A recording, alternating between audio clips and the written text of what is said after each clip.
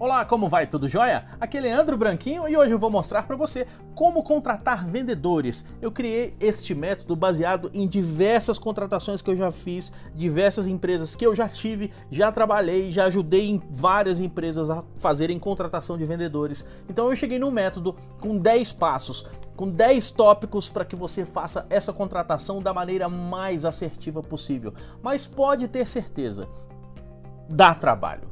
Não existe um único método. Eu vou lhe mostrar o que funciona para mim, o que já funcionou em diversas empresas que eu trabalhei. Já testei e repliquei esse método em diversas empresas. De toda forma, eu recomendo que você teste. Não é porque funcionou com algumas empresas que com certeza vai funcionar para você. Não estou te trazendo nenhuma receita de bolo, mas com um método que realmente pode aumentar as chances de você encontrar bons vendedores, ok? Vamos então para o primeiro item. O primeiro item é definir o perfil.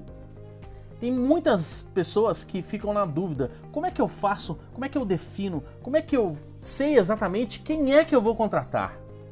Não adianta você pensar que tem que ser um cara foda, uma vendedora incrível. Não, você tem que colocar no papel. Primeira coisa, lembra, pensa ou imagine quais foram os 3 melhores vendedores que já trabalharam com você. E aí você coloca no papel quais eram as características, quais eram os comportamentos, como essas pessoas eram. Escreva 3 qualidades dos 3 melhores vendedores que já trabalharam contigo. E lembra também, ou então imagina, ou tenta pensar naquelas 3 pessoas que foram as piores vendedores que já passaram na tua empresa. E coloca no papel quais eram os 3 defeitos, por que essas pessoas eram ruins, por que eram os vendedores ruins. A partir do momento que você tem definido as qualidades dos 3 melhores e os defeitos dos 3 piores, você tem muito claro quem você não quer contratar.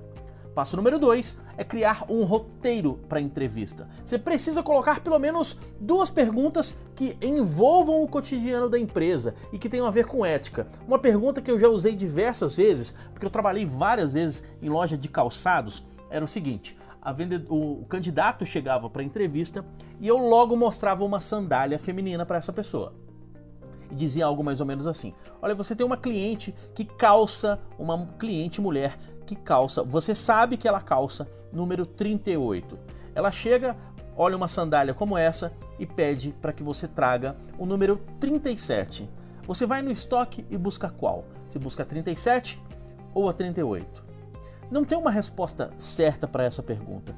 O interessante é você analisar o que aquele candidato vai responder para você.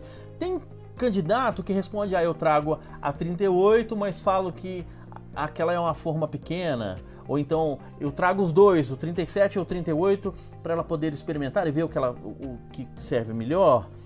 Esse tipo de pergunta serve para você identificar se aquele vendedor, se aquele candidato a vendedor vai enganar o cliente, se aquele candidato a vendedor vai passar por cima do cliente. Pegue perguntas que tenham a ver com o dia a dia da tua empresa e assim fica mais fácil você avaliar se aquele pode ser uma boa pessoa para trabalhar na tua empresa. Número 3, anunciar a vaga. Dá para anunciar a vaga no rádio, na televisão, em jornal, em revista, nas redes sociais, em Facebook, grupos de Facebook, grupos de emprego no Facebook. Dá para anunciar em sites especializados, no LinkedIn. Mas o interessante é você testar o máximo de veículos que você puder. Não existe o melhor canal, não existe o melhor anúncio. Existe o melhor para o teu negócio. E o melhor para o teu negócio é aquele que traz os melhores candidatos, que traz os melhores resultados para você. Portanto, é importante que você teste o máximo que você puder testar, ok? Número 4, filtrar os currículos. Depois que você anunciou, você começa a receber muitos. E daí, se você receber bastante, você já começa a eliminar logo de cara aqueles que foram preenchidos à mão, que tem rasura, que a aparência dele tá suja, tá mal cuidada, a pessoa rasurou o currículo. Esses você já elimina. Ou então se a pessoa manda por e-mail e escreve um português muito ruim, ou então a pessoa tem aquele e-mail com nomes engraçadinhos, né? Ou então com nomes que possam causar dupla interpretação. Então você já pode filtrar currículos logo de cara. É óbvio, se você não tiver muitas possibilidades, se você não tiver muitas alternativas, você acaba tendo que se sujeitar a pegar até mesmo esses currículos ruins, ok? Número 5, bate-papo por telefone. Aqui está um grande pulo do gato na hora de entrevistar os candidatos, na hora de selecionar os candidatos. Na hora que depois que você escolheu os currículos que você mais gostou, pega o telefone e já faz uma entrevista rapidinho ali pelo telefone. Os vendedores, os candidatos aos vendedores, eles normalmente se preparam para uma entrevista pessoal, mas pouquíssimas pessoas estão preparadas para dar uma entrevista pelo telefone. As pessoas não esperam receber uma ligação do entrevistador em momento nenhum, a não ser que você anuncie isso, né? Então não fale para as pessoas, pegue-as de surpresa, né? E aí no telefone você já faz algumas perguntas básicas. Por que você quer essa vaga? O que você acha que um vendedor precisa ter para ser um bom vendedor? E se você gostar das respostas, aí sim você já aproveita a ligação para marcar a entrevista, ok? Assim você economiza bastante tempo. Número 6, a entrevista pessoal. Chegou a hora de você analisar tudo. Como a pessoa se comporta, se ela cumprimenta as pessoas na tua empresa na hora que ela entra, se tem as características que você já identificou no perfil. Você vai perceber se a pessoa realmente tem brilho nos olhos ou não, se a pessoa está falando de maneira decorada ou não, se a pessoa não tem entusiasmo ou se a pessoa fala com paixão sobre as experiências dela. É interessante você perguntar também sobre erros. O que ela fez de errado que ela gostaria de corrigir? Se ela tivesse a oportunidade de voltar e corrigir algum erro que ela teve no passado, o que ela mudaria? Então é interessante você ter um leque de perguntas já preparadas para a tua entrevista pessoal. Depois que você fizer a entrevista pessoal, chegou a parte da análise online. É muito importante que você não contrate o candidato logo que ele sair da sala, logo que você terminar a entrevista. Faz uma pesquisa no Google com o nome daqueles candidatos que você mais gostou. Procure algum blog que tenha esse candidato, entre no Facebook, veja se aquela pessoa deixa algum rastro digital e esse rastro digital é positivo. O que ela compartilha? As pessoas têm uma dificuldade muito grande em separar vida pessoal de vida profissional. Então, certamente, se a pessoa somente compartilha coisas raivosas ou preconceituosas ou sobre políticas, mas com decisões muito extremas, você pode ter certeza que uma hora ou outra ela vai trazer estas características para o trabalho. Número 8, a entrevista coletiva. Se você ficou na dúvida entre 3 ou 4 candidatos, é muito legal fazer esse tipo de entrevista. Você coloca todos numa sala e faz perguntas parecidas com o que você já fez na entrevista pessoal. O que um vendedor precisa ter para ser um bom vendedor? O que um vendedor não pode fazer em hipótese nenhuma? Quais são suas qualidades? O que você precisa melhorar? Conta uma história que você recebeu um não e você soube superar. Quando você precisa bater a meta e está longe da meta, o que você faz? Está faltando 5 dias para terminar o mês e você ainda não bateu a meta. Qual é a sua primeira atitude naquele dia? O que você vai fazer naquele dia? Faça essas perguntas para todos. E aí você vai perceber quem tem iniciativa de responder primeiro.